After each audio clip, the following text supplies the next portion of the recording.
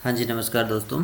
स्वागत है आप सभी का अज्जी एजुकेशन लाइव यूट्यूब चैनल पे। जिसने भी अभी तक चैनल को सब्सक्राइब नहीं किया, जल्दी से चैनल को सब्सक्राइब कर लीजिए और साथ में दबा लीजिए बेल आइकन का बटन, जिससे कि आने वाले वीडियो के बारे में आप सभी को पता चल सके सबसे पहले। तो दोस्तों, इस वीडियो में बात करेंगे objective type questions fitter theory के, जो कि इंपॉर्टेंट टॉपिक आता है जिसका नाम है हीट ट्रीटमेंट। तो जितने भी इंपॉर्टेंट क्वेश्चंस बनते हैं इस चैप्टर के, उन सभी के बारे में हम चर्चा करेंगे। इस वीडियो के अंत तक जरूर बने रहिएगा, जो बार बार एग्जाम्स में पूछे जाते हैं। कोई भी आपको डाउट लगे तो प्लीज़ कमेंट करके ज़रूर बताना, आपको रिप्लाई मिलेगा। और टेलीग्राम ग्रुप ज्वाइन कर लीजिए, व्हाट्सएप ग्रुप ज्वाइन कर लीजिए। चलिए शुरुआत करते हैं चैप्टर की। जिस भी कैंडिडेट ने अभी तक पिछले चैप्टर्स नहीं देखे हैं तो डिस्क्रिप्शन बॉक्स में प्लेलिस्ट का लिंक दिया गया, वहाँ से कवर कर लीजिए। तो इसको हिंदी में बोलते हैं ऊष्मा उपचार, हीट ट्रीटमेंट। तो चलिए शुरुआत करते हैं। उससे पहले मैं आपको बता देता हूँ ऊष्मा उपचार क्या होता है। यानी धातु या एलॉय को गर्म व ठंडा करके उसमें इच्छित गुण उत्पन्न करने की जो कार्य प्रणाली होती है, जिसको ऑपरेशंस बोलते हैं, तो उसको ऊष्मा उपचार या हीट ट्रीटमेंट बोला जाता है। समझे आगे होगा आप को। हीट ट्रीटमेंट के द्वारा स्टील को मुलायम या कठोर करना, ग्रेन स्ट्रक्चर को रिफाइन करना, आंतरिक प्रतिबल दूर करना आदि वांछित गुणों को उत्पन्न किया जा सकता है दोस्तों। और ऊष्मा उपचार होती है उसको निम्न कारकों के द्वारा प्रभावित होती है। कैसे? एक तो टेम्परेचर हो गया, होल्डिंग समय हो गया यानी होल्डिंग टाइम, हीटिंग रेट हो गई यानी हीटिंग की दर, कूलिंग रेट हो गई, कूलिंग की दर हिंदी में बोलते हैं, या फर्नेस एटमॉस्फेयर, जिसको चूल्हा का वातावरण बोलते हैं, उसके ऊपर भी डिपेंडेंट होती है। चलिए दोस्तों, शुरुआत करते हैं पहले क्वेश्चन से। हमारा पहला क्वेश्चन आता है, इस्पात यानी स्टील को नॉर्मलाइजिंग करने का उद्देश्य क्या होता है? उत्पन्न प्रतिबलों को दूर करना, मशीनन योग्यता में सुधार करना, स्टील को मुलायम करना, या चिमड़ता बढ़ाना और भंगुरता कम करना। कौन सा आंसर होगा, जल्दी से बताइए इस क्वेश्चन का। इस्पात यानी स्टील को नॉर्मलाइजिंग करने का उद्देश्य क्या होता है? तो दोस्तों, इसका राइट आंसर हो जाएगा ए। कैसे होगा? यानी निम्न कार्बन स्टील को उसके क्रांतिक तापमान के ऊपर गर्म करके तथा कुछ समय तक उसी तापमान पर रोक कर धीरे धीरे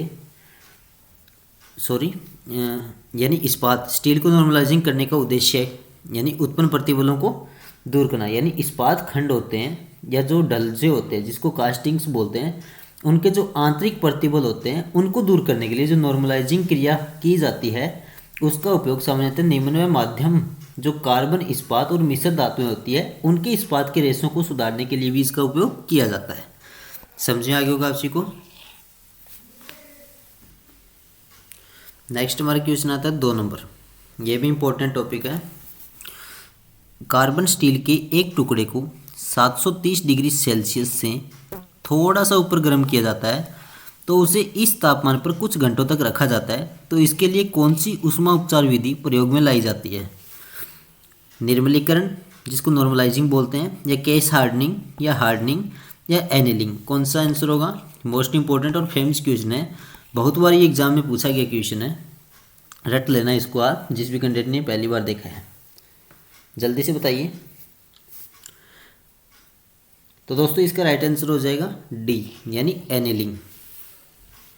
थोड़ा ध्यान से सुनना, समझे आ जाएगा। यानी निम्न कार्बन स्टील को उसके क्रांतिक तापमान से ऊपर गर्म करके या कुछ समय तक उसी तापमान पर रोककर धीरे धीरे भट्टी में ही ठंडा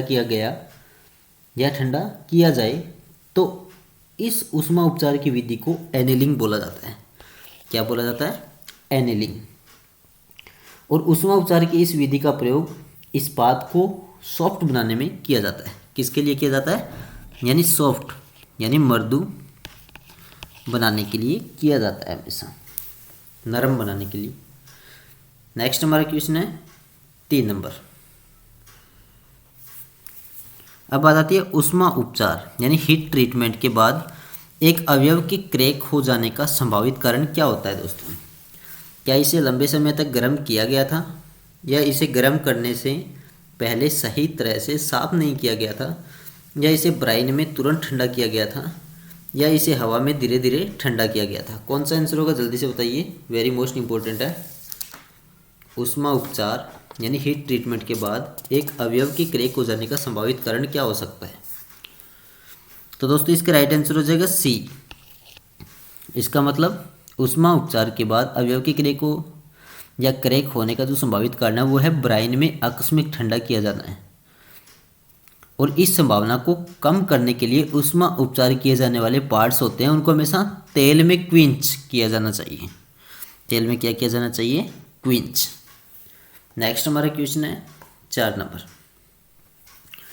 अब बात आती है केस हार्डनिंग एक विधि है जिससे सरफेस की ऊपरी सतह को हार्ड बनाया जाता है, और निम्नलिखित में से किस पर केस हार्डनिंग करते हैं? हाई कार्बन स्टील पर, कास्ट आयरन पर, निम्न कार्बन स्टील पर या एलॉय स्टील पर? कौन सा आंसर होगा जल्दी से बताइए।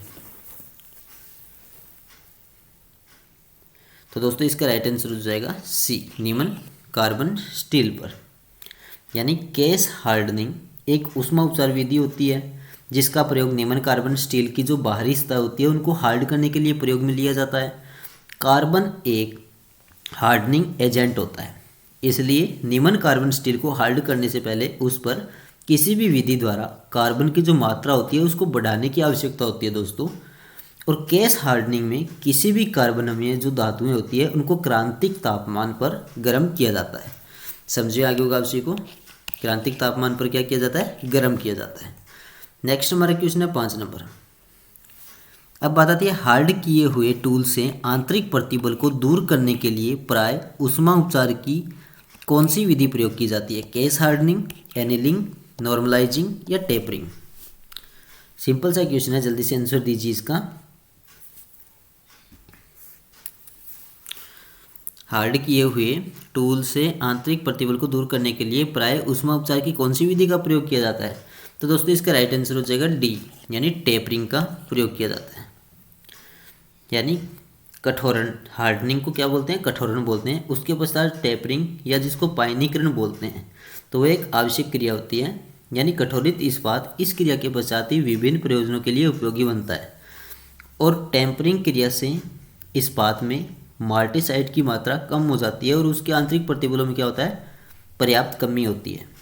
इस क्रिया के फलस्वरूप इस्पात की जो तन्यता होती है जिसको डक्टिलिटी बोलते हैं, और टफनेस दोनों में क्या होती है? वृद्धि होती है हमेशा। किस किस में वृद्धि होती है ये आपको ध्यान रखना है। डक्टिलिटी जिसको तन्यता बोलते हैं, और उसके अलावा चिमड़ापन जिसको हम टफनेस बोलते हैं, ये आपको ध्यान रखना है। नेक्स्ट हमारा क्वेश्चन दोस्तों 6 नंबर। अब बात आती है स्टील में चिमड़ापन यानी टफनेस बढ़ाने और भंगुरता कम करने वाली ऊष्मा उपचार विधि को क्या कहते हैं? एनिलिंग, नॉर्मलाइजिंग, पायनीकरण या अमोनाइजिंग? तो दोस्तों सिंपल सा क्वेश्चन है और इम्पोर्टेंट भी है, ये भी आपको ध्यान रखना है। इसको बोलते हैं पायनीकरण, यानी सी। यानी इस्पात के कठोरण के पश्चात पायनीकरण की एक आवश्यक क्रिया होती है, और कठोरित इस्पात इस क्रिया के पश्चात अपनी जो डक्टिलिटी और चिमड़ापन होता है उन दोनों में वृद्धि करता है। ये मैंने आपको पिछले क्वेश्चन में बताया है। नेक्स्ट हमारा क्वेश्चन है 7 नंबर। अब बात आती है केस हार्डनिंग की किस विधि में अमोनिया गैस का प्रयोग किया जाता है? ये फेमस क्वेश्चन है दोस्तों, इसको रट लेना। अमोनिया गैस का प्रयोग किस विधि में किया जाता है केस हार्डनिंग की? साइनाइडिंग, नाइट्राइडिंग, कार्बोराइजिंग या अमोनाइजिंग? नाम से भी पता चलता होगा आपको। तो दोस्तों ऐसे नहीं है, यानी अमोनाइजिंग तो नाम दे रखा है लेकिन अमोनिया गैस का बोला गया, इसका मतलब ये थोड़ी है भी आप मिलता जुलता नाम है उसी को क्लिक करोगे, तो ऐसा नहीं होता। तो आपको ध्यान रखना है केस हार्डनिंग की किस विधि में अमोनिया गैस का प्रयोग किया जाता है दोस्तों? तो इसका राइट आंसर हो जाएगा नाइट्राइडिंग, यानी बी। अब थोड़ा ध्यान से सुनना, यानी नाइट्राइडिंग प्रक्रिया में इस्पात को अमोनियम गैस, अमोनिया गैस को NH3 बोला जाता है, ये तो आप सभी को पता होगा। NH3 के वातावरण में 480 डिग्री सेल्सियस, 480 डिग्री सेल्सियस से 650 डिग्री सेल्सियस के बीच गर्म किया जाता है। 480 डिग्री सेल्सियस से 650 डिग्री सेल्सियस के बीच में क्या किया जाता है? गर्म किया जाता है, और इस तापमान पर क्या होता है? अमोनिया का विघटन समीकरण हो जाता है, यानी ये क्रियाओं में विभाजन हो जाती है, नाइट्रोजन और हाइड्रोजन यानी अलग अलग तरह से बन जाती है। तो नाइट्रोजन इस्पात की सतह में प्रवेश करके अल्फा लोहा से मिलकर संतृप्त या सैचुरेट कर देता है, तो समझे आगे होगा आप सभी को, यानी इसकी जगह क्या बोलते हैं, नाइट्राइडिंग। तो आपको थोड़ा सा बता देता हूँ समीकरण के बारे में, जो कि आप भूलोगे नहीं। सबसे पहले तो आपको याद रखना है कितने टेम्परेचर में इसको गर्म किया जाता है, 480 डिग्री सेल्सियस से लेके 650 डिग्री सेल्सियस के बीच। और इसको समीकरण क्या होती है विघटन, इसकी होती है 2NH3, यानी ये क्या होगी, अमोनिया गैस हो गई। तो इसको हम विघटित करेंगे या गर्म करेंगे, उसके बाद में क्या होगा, नाइट्रोजन अलग हो जाएगी और हाइड्रोजन अलग क्रिया कर लेगी। समझे आगे होगा उसी को, यानी 3 ऊपर आ जाएगा। इस टाइप से ये विघटित हो जाएगी। नेक्स्ट हमारा क्वेश्चन है 8 नंबर। अब बात आती है साइनाइडिंग और नाइट्राइडिंग निम्नलिखित में से किसकी दो विधियाँ हैं, हार्डनिंग की है या पृष्ठ हार्डनिंग की, टेम्परिंग की या नॉर्मलाइजिंग की। ये भी इंपॉर्टेंट क्वेश्चन है, जल्दी से बताइए। साइनाइडिंग और नाइट्राइडिंग निम्नलिखित में से किसकी दो विधियाँ हैं, तो दोस्तों इसका राइट आंसर हो जाएगा बी, पृष्ठ हार्डनिंग की है, यानी जिसको केस हार्डनिंग बोलते हैं, CASE केस हार्डनिंग। तो इसकी कौन कौन सी विधियाँ होती है, आपको ध्यान रखना है। इसकी होती है 3 विधियाँ। कौन कौन सी होती है, पहली होती है कार्बुरीकरण, दूसरी कौन सी होती है, नाइट्राडीकरण,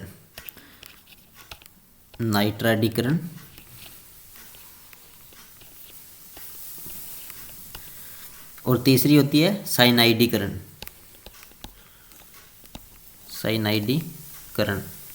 तो ये आपको ध्यान रखना कौन कौन सी होती है, कार्बुरीकरण, नाइट्राइडिंग बोल सकते हैं या तो, या नाइट्राडीकरण बोलते हैं, या साइनाइडीकरण।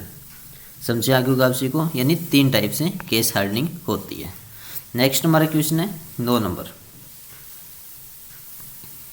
अब बात आती है औजार इस्पात को निश्चित ताप पर गर्म करने के बाद द्रुत शीतलन, जिसको क्विंचिंग बोला जाता है, तो वो क्यों किया जाता है, आंतरिक प्रतिबलों को उत्पन्न करने के लिए, या हार्डनिंग स्ट्रक्चर बनाने के लिए, या स्केल को नीचे लाने के लिए, या अपने वास्तविक स्ट्रक्चर में वापस लाने के लिए। कौन सा आंसर होगा, जल्दी से बताइए। तो दोस्तों इसका राइट आंसर हो जाएगा बी, हार्डनिंग स्ट्रक्चर बनाने के लिए। नेक्स्ट हमारा क्वेश्चन है 10 नंबर। अब बात आती है धातुओं की ऊष्मा उपचार की जो आवश्यकता होती है, कुछ निश्चित गुण उत्पन्न करने के लिए, या कंपोनेंट की दिखावट अच्छी बनाने के लिए, या धातु की सामर्थ्य बढ़ाने के लिए, या धातु पर जंग लगने से बचाने के लिए। कौन सा आंसर होगा, जल्दी से बताइए। तो दोस्तों इसका राइट आंसर हो जाएगा ए, यानी धातुओं की ऊष्मा उपचार की आवश्यकता के बारे में पूछा गया यहाँ पे, यानी धातुओं तथा मिश्र धातुओं को कुछ विशिष्ट कामों के लिए उपयोगी बनाने के उद्देश्य से हमें उनके गुणों में परिवर्तन करने की आवश्यकता होती है, जैसे इस्पात को कठोर बनाना, शीत या ताप उत्तरण के पश्चात आंतरिक प्रतिबलों को दूर करना। यानी धातुओं के गुणों में उपरोक्त परिवर्तन प्राप्त करने के लिए हमेशा ऊष्मा उपचार की आवश्यकता होती है, हमेशा, यानी कुछ निश्चित गुण उत्पन्न करने के लिए। समझे आगे होगा उसी को। नेक्स्ट हमारा क्वेश्चन है 11 नंबर। अब बात आती है मृदु इस्पात के पार्ट की बाहरी सरफेस को खालिस्तान के द्वारा कठोरित किया जा सकता है, टेम्परिंग के द्वारा, नॉर्मलाइजिंग के द्वारा, केस हार्डनिंग या हार्डनिंग। कौन सा आंसर होगा, जल्दी से बताइए। यह भी इंपॉर्टेंट है। मृदु इस्पात के पार्ट की बाहरी सरफेस को किसके द्वारा कठोरित किया जा सकता है दोस्तों, तो वो होता है केस हार्डनिंग के द्वारा। यानी मृदु इस्पात की जो पार्ट की जो बाहरी सतह होती है उसको केस हार्डनिंग के द्वारा कठोरित किया जा सकता है। और इस क्रिया के द्वारा क्या होता है, इस्पात की सतह को कठोर हो जाती है, परंतु इनका जो भीतरी भाग होता है वो हमेशा सॉफ्ट होता है, इनका अंदरूनी हिस्सा। नेक्स्ट हमारा क्वेश्चन है 12 नंबर। नाइट्राइडिंग विधि में NH3 गैस को खालिस्तान पर छोड़ा जाता है 500 डिग्री से 650 डिग्री सेल्सियस, 575 से 600 डिग्री, या 600 से 650, या 650 से 700 डिग्री सेल्सियस। कौन सा आंसर होगा, जल्दी से बताइए। नाइट्राइडिंग विधि में NH3 गैस होती है जो अमोनिया बोलते हैं, तो उसको किसके ऊपर छोड़ा जाता है, तो दोस्तों सिंपल सा क्वेश्चन है, इसका राइट आंसर हो जाएगा ए, 500 डिग्री सेल्सियस से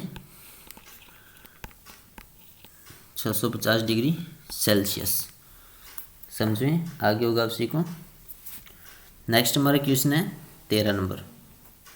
अब बात आती है कार्बोराइजिंग का क्या अभिप्राय है।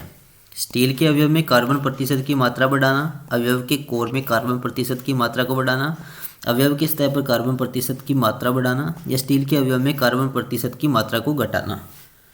बताइए कौन सा आंसर होगा। इंपॉर्टेंट है, कार्बोराइजिंग का अभिप्राय क्या होता है। तो दोस्तों इसका राइट आंसर हो जाएगा सी, अवयव के सतह पर कार्बन प्रतिशत की मात्रा को बढ़ाना। यानी थोड़ा ध्यान से सुन लीजिए, समझ में आ जाएगा। यानी कार्बोराइजिंग के अंतर्गत क्या होता है, निम्न कार्बन इस्पात को कुछ कार्बन अम्लीय पदार्थों के संपर्क में रखकर 850 डिग्री से 950 डिग्री के बीच, यानी 850 डिग्री से 950 डिग्री सेल्सियस के बीच क्या होता है, इनको गर्म किया जाता है हमेशा। ये आपको ध्यान रखना है। 850 से 950 डिग्री सेल्सियस के बीच, और उनकी सतह पर क्या होता है, कार्बन प्रतिशत की मात्रा को बढ़ाया जाता है, जिससे कि क्या होता है, कठोरता में वृद्धि होती है। नेक्स्ट हमारा क्वेश्चन है 14 नंबर। अब बात आती है फर्नेस में उच्च तापमान को मापने के लिए प्रयोग किया जाने वाला उपकरण कौन सा होता है। थर्मोमीटर, बैरोमीटर, कैलोरीमीटर या पायरोमीटर। तो दोस्तों इसका राइट आंसर हो जाएगा डी, यानी पायरोमीटर। यानी फर्नेस में उस तापमान को मापने के लिए पायरोमीटर नामक यंत्र का प्रयोग किया जाता है, यह आप नोट कर लेना। नेक्स्ट हमारा क्वेश्चन है 15 नंबर। अब बात आती है औजार इस्पात के सरफेस की हार्डनिंग के लिए क्या प्रयोग की जाती है। कार्बोराइजिंग, साइनाइडिंग, इंडक्शन हार्डनिंग या हार्डनिंग। मोस्ट इंपॉर्टेंट क्वेश्चन है, रट लेना इसको। औजार इस्पात के सरफेस की हार्डनिंग के लिए क्या चीज़ प्रयोग की जाती है दोस्तों। तो इसका राइट आंसर हो जाएगा सी, इंडक्शन हार्डनिंग का प्रयोग किया जाता है। यानी इस विधि के अंतर्गत क्या होता है, ऊष्मक कुंडलियाँ जिसको हीटिंग कॉइल्स बोलते हैं, उनका प्रयोग किया जाता है, जिसमें उच्च आवृत्ति यानी हाई फ्रीक्वेंसी की प्रत्यावर्ती धारा प्रवाहित होती है हमेशा।